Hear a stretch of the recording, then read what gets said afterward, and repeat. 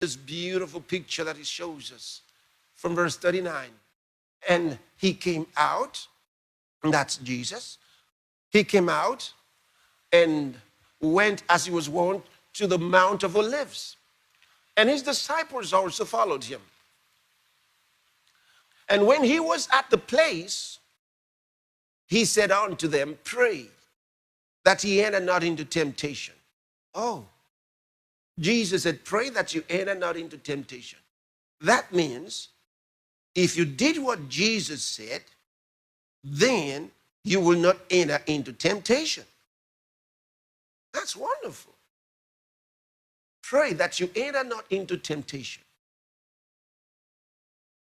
You know, a lot of people they find themselves in situations where they program themselves into temptation. But the Lord said, pray that you enter not into temptation. How many times have you prayed consciously that you enter not into temptation? Do you know what he's talking about temptation?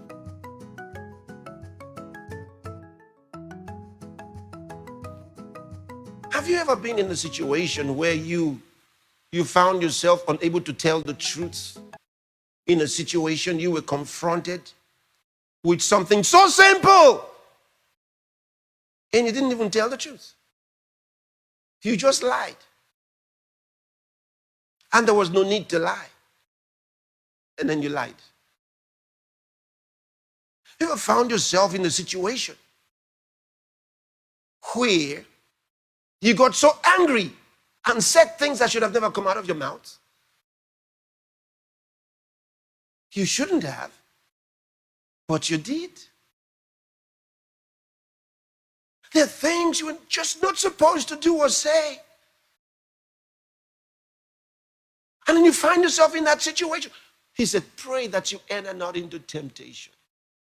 And to be not tempted to respond in a way that's wrong.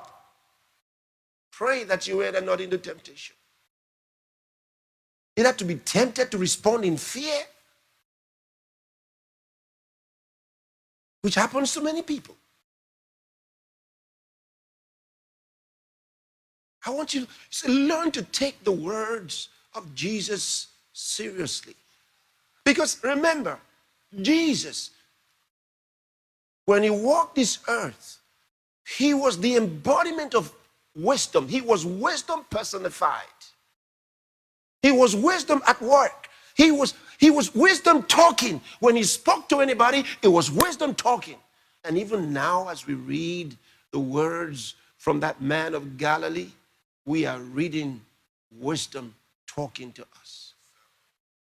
He said, pray that he enter not into temptation.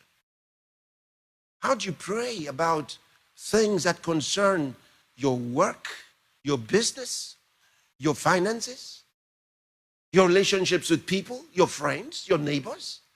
You don't know that you have to pray? Pray that you enter not into temptation.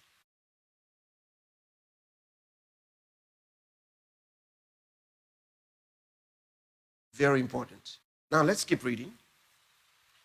And he was withdrawn from them about a stone's cast. So he stepped away from them several meters, okay, about a stone's cast, and kneeled down and prayed. Jesus, isn't that a wonderful position to pray? Jesus kneeled down and prayed. Sometimes he stood there looking up to heaven and he prayed. Now we're told this time he went on his knees and prayed. So sometimes you can pray standing, and sometimes you can actually kneel to pray. I think the matter was quite serious. He decided to kneel and pray. Look at that. And he kneeled down and prayed. I like it. Next. Saying, Father, if thou be willing, remove this cup from me. Nevertheless, not my will, but thine be done. And they appeared. He said, what I want you to see. See, he was praying like this. He was praying, and the Bible says, there appeared an angel unto him from heaven, strengthening him. Wow. An angel appeared unto him from heaven, strengthening him as he prayed. As he prayed, an angel of God appeared unto him from heaven, strengthening him. That's wonderful.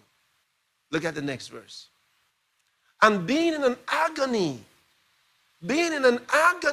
he prayed more earnestly, and his sweat was as it were great drops of blood falling down to the ground.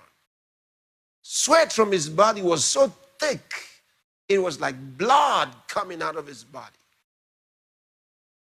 Next verse.